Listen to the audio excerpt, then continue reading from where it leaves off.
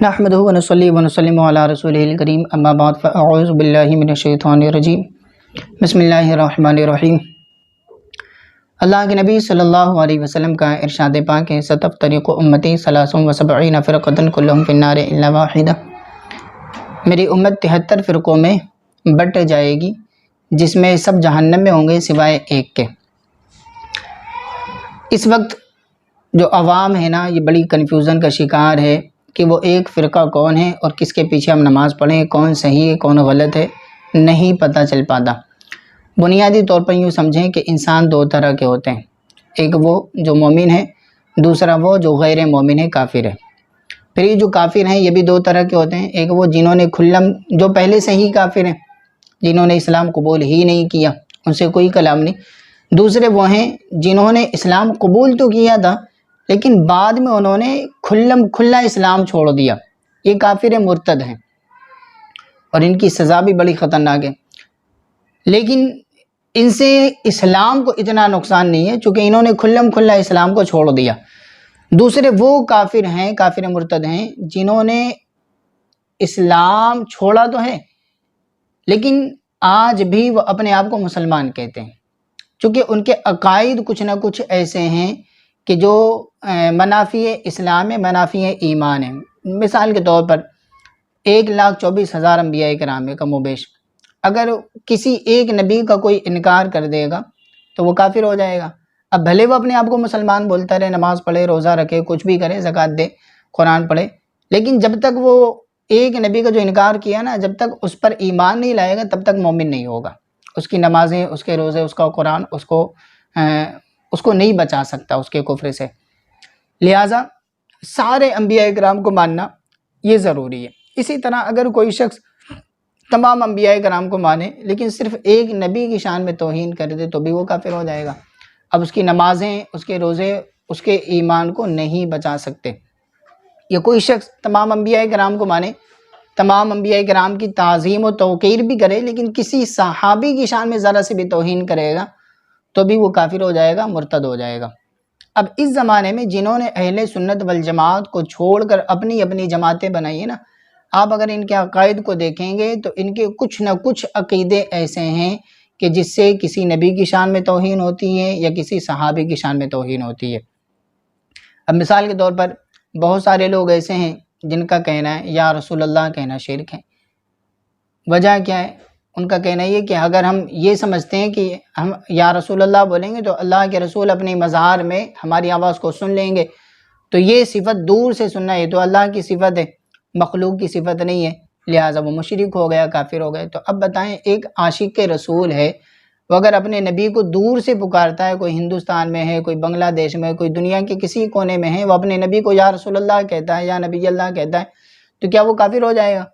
تو اگر اس طرح کے گندے عقیدے کسی کے ہوں گے تو ظاہر بات ہے وہ کافر ہو جائے گا، ٹھیک ہے، لیکن یا رسول اللہ کہنے والا کافر نہیں ہوگا۔ آپ خود بتائیں کہ اگر ہمارے نبی جو تمام انبیاء کرام کے سردار ہیں، اللہ تبارک و تعالیٰ کے محبوب ہیں، اگر وہ ہماری بات یعنی اپنے امتی کی بات دور سے نہیں سن سکتے تو پھر کون سنے گا؟ اب تو زمانہ وہ ہے ٹیکنالوجی کا کہ ایک عام سا انسان دنیا کے ایک کونے میں بیٹھا ہوتا ہے اور موبائل سے کال کرتا ہے نا، تو دوسرے کونے میں بیٹھا بندہ اس سے بات چیت کرتا ہے، ایک دوسرے کی باتیں سنتا ہے، خالی ٹیکنالوجی کی مدد سے۔ اور ہم اپنے نبی کے بارے میں یہ بتانا چاہ رہے ہیں، یعنی وہ لوگ جو یہ کہتے ہیں کہ یا رسول اللہ کہنا شرک ہے یا کفر ہے، وہ یہ کہنا چاہ رہے ہیں کہ موبائل کے اندر تو یہ طاقت ہے، ٹیکنالوجی کے اندر، جدید ٹیکنالوجی کے اندر، لیکن جو سید الانبیاء ہیں، اللہ کے محبوب ہیں، تمام انبیاء کرام کے سردار ہیں، ان کے اندر یہ چیز نہیں ہے، ان کے اندر یہ طاقت اور قوت نہیں ہے۔ حالانکہ اللہ کے نبی صلی اللہ علیہ وسلم نے فرمایا اللہ تعالیٰ نے میری تربت پر، میری قبر پر ایک ایسا فرشتہ مقرر کیا ہے کہ جسے ساری مخلوق کی آواز سننے کی طاقت دی ہے۔ دنیا میں کہیں سے بھی کوئی درود پڑھتا ہے نا تو وہ فرشتہ اس کے درود کو سنتا ہے اور اس کا نام اور اس کے باپ کا نام میری بارگاہ میں پیش کرتا ہے کہ یا رسول اللہ فلاں بن فلاں نے آپ پر درود بھیجا ہے۔ تو جب فرشتہ سن سکتا ہے دور سے، اور اگر ہم اس فرشتے کے بارے میں یہ تسلیم کریں کہ وہ فرشتہ ہے، اللہ کا اللہ تو نہیں ہے، وہ سنتا ہے تو شرک نہیں ہوتا، ہم اس کے بارے میں یہ مانتے ہیں۔ لیکن اگر یا رسول اللہ کہیں اور ہم اللہ کے رسول کے بارے میں یہ نظریہ پیش کریں کہ یا اللہ کے نبی بھی ہماری آواز دور سے سنتے ہیں جس طرح وہ فرشتہ سنتا ہے، تو پھر فتویٰ لگتا ہے کہ یہ شرک ہے، یہ کفر ہے اور یہ مشرک ہو گیا۔ اسی طرح علم غیب کے بارے میں کہ اگر اللہ کے نبی صلی اللہ علیہ وسلم کے بارے میں ہم کہہ دیں کہ وہ علم غیب جانتے ہیں، جو ہو چکا ہے یا جو ہونا ہے، جو ہونے والا ہے، وہ اللہ کے نبی دے ہیں، تو اس پر بھی فتویٰ لگتا ہے یہ کفر ہے، کیونکہ علم غیب تو یہ تو اللہ کی صفت ذاتی ہے، دوسرے کو نہیں ہو سکتا۔ یہ بھی سراسر غلط ہے۔ بے شمار کتابیں لکھی گئی ہیں، اعلیٰ حضرت رحمۃ اللہ تعالیٰ علیہ نے بھی بڑی ضخیم کتابیں اس پر لکھی ہیں۔ اور سمپل سی بات یہ کہ اگر آپ دیکھیں کہ قیامت کی جو نشانیاں ہیں، قیامت کی نشانیاں کہ گانے بازوں کا دور ہوگا، زنا عام ہو جائے گا، اور جتنی بھی قیامت کی نشانیاں ہیں، اب خود بتائیے پیارے نبی صلی اللہ علیہ وسلم نے 1450 سال پہلے بیان کی تھی۔ 1450 سال پہلے 1450 سال بعد کی بات بیان کرنا یہ غیب نہیں ہے تو پھر کیا ہے؟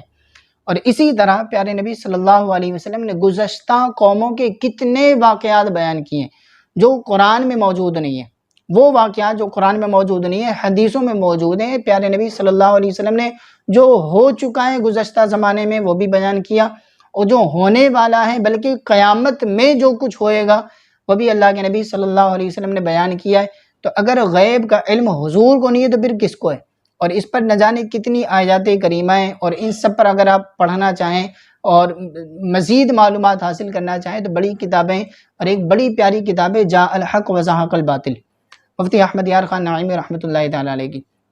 تو اس کتاب کو پڑھیں، آپ کو بے شمار دلائل ملیں گے۔ تو اب یہ اس طرح کی باتوں پر فتوے لگا دینا کہ جو یا رسول اللہ بولے گا وہ کافر ہو جائے گا، یا جو اللہ کے نبی صلی اللہ علیہ وسلم کے بارے میں علم غیب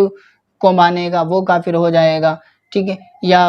اسی طرح جو اولیاء کرام کو پکارے گا وہ کافر ہو جائے گا، یا ان سے مدد مانگے گا تو کافر ہو جائے گا، اولیاء کرام کے نام پر اگر ان کے ایصال ثواب کے لیے کوئی قربانی کرے گا یا فاتحہ درود کرے گا تو کافر ہو جائے گا، کوئی میلاد کرے گا تو مجرم ہو جائے گا، گناہ گار ہو گیا یا کافر ہو جائے گا۔ تو اس طرح کی جو زبردستی کی خرافات ہیں،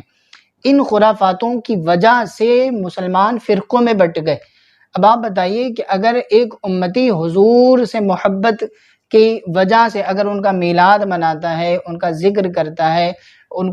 کو دور سے پکارتا ہے یا رسول اللہ کہتا ہے، ان کی تعظیم و توقیر کرتا ہے، اگر محبت کرنے میں، ان کا ذکر کرنے میں اگر کوئی کافر ہو جائے گا تو پھر ایمان کس کو بولتے ہیں؟ ایمان کس شے کا نام ہے؟ لہٰذا پیارے محترم اسلامی بھائیوں، ہم سنتے رہتے ہیں با ادب با نصیب، بے ادب بے نصیب۔ رہی بات یہ کہ ہم انبیاء کرام کو اللہ سے ملا دیتے ہیں تو یہ سراسر غلط ہے۔ اللہ ایک ہے، اور اللہ کی جتنی بھی صفت ہیں وہ ذاتی ہیں، اور اللہ تعالیٰ کی جو مخلوق کی صفت ہیں وہ عطائی ہیں۔ رہی بات یہ اس کی دلیل کہاں ہے، اس کی دلیل کہاں ہے؟ سیدھی بات یہ ہے کہ جو چیزیں حلال ہیں اللہ کے نبی صلی اللہ علیہ وسلم نے ان کو بیان فرما دیا، جو حرام ہے ان کو بیان فرما دیا۔ اب اگر کسی چیز کے بارے میں یہ آتا ہے کہ یہ حلال ہے، اس کا ثبوت دیجئے، یہ کہاں لکھا ہے تو کہاں نہیں لکھا ہے، تو ہر چیز کا ثبوت نہیں مانگا جاتا۔ نہ جانے کتنی چیزیں ایسی ہیں جو ہم کرتے ہیں اور اس کا ثبوت ہمارے پاس نہیں ہے۔ تو سیدھی بات یہ ہے، ہر وہ چیز ہمارے لیے جائز ہے جس کا حرام ہونا، جس کی حرمت قرآن و حدیث میں ثابت نہیں ہے، وہ چیز ہمارے لیے حلال ہے۔ لہٰذا ہمیں بھی چاہیے، ہم اہل سنت والجماعت، یعنی وہ جماعت جن کا عقیدہ صحابہ کرام کے عقیدے کی طرح ہے، یعنی جو صحابہ کرام کا عقیدہ تھا وہی اہل سنت والجماعت کا ہے، جو غوث اعظم کا تھا، غریب نواز کا تھا، وارث پاک صابر پاک اعلیٰ حضرت کا تھا، جو اکابرین کا تھا، وہی عقیدہ اہل سنت والجماعت کا ہے۔ اور ان تمام بزرگان دین کی سیرت کو اٹھا کر آپ دیکھیں گے نا، تو انہوں نے وہ کام کیے ہیں جو نہ تو قرآن میں لکھے نہ حدیث میں لکھے۔ آپ صحابہ کرام کو دیکھیں کہ جب حضور صلی اللہ علیہ وسلم وضو کرتے تھے نا، تو یہ صحابہ کرام وضو کا پانی زمین پہ نہیں گرنے دیتے تھے، اٹھا کر اپنے چہرے پر، اپنے بدن پر مل لیتے تھے، برتنوں میں بھر کے رکھ لیتے تھے۔ اب آپ بتائیے، وضو کا پانی اس کو برتنوں میں رکھنا، چہرے پر ملنا، نہ تو قرآن میں لکھا ہے نہ ہی کہیں حضور نے اس کا حکم دیا ہے، لیکن صحابہ کرام کرتے تھے اور ان کو اس کی پرواہ نہیں تھی کہاں لکھا ہے کہاں نہیں لکھا ہے، چونکہ وہ جانتے تھے کہ محبت ہے۔ اور حضور صلی اللہ علیہ وسلم کے وجود مسعود سے جو پانی لگ گیا ہو وہ اگر بابرکت نہیں ہے تو پھر کون سا ہے؟ اسی طرح آپ کے جو بال مبارک ہے، منہ مبارک، وہ جب تراشے جاتے تو صحابہ کرام اس کو زمین پر گرنے نہیں دیتے تھے، اس کو تبرک کے طور پہ رکھ لیا کرتے تھے۔ خالد بن ولید رضی اللہ تعالیٰ نے اس کو اپنی ٹوپی میں سیا اور ہمیشہ اس کو اپنے سر پر لگا کر جنگ میں جاتے اور فتح حاصل کرتے۔ تو جو محبت ہوتی ہے نا، محبت میں پھر دلیلیں نہیں مانگی جاتی۔ ہاں سیدھی بات یہ ہے کہ بس وہ قرآن و حدیث کے خلاف نہیں ہونی چاہیے، محبت ہو شریعت کے دائرے میں ہو، جس کو اللہ اور رسول نے منع نہ کیا ہو، قرآن و حدیث نے منع نہ کیا تو وہ درست ہے، وہ جائز ہے۔ لہٰذا جو اہل سنت والجماعت ہیں اسی پر قائم و دائم رہیے اور ادھر ادھر کے چکر میں نہ پڑیے، اپنے سنی علماء کے پیچھے نمازیں ادا کریے،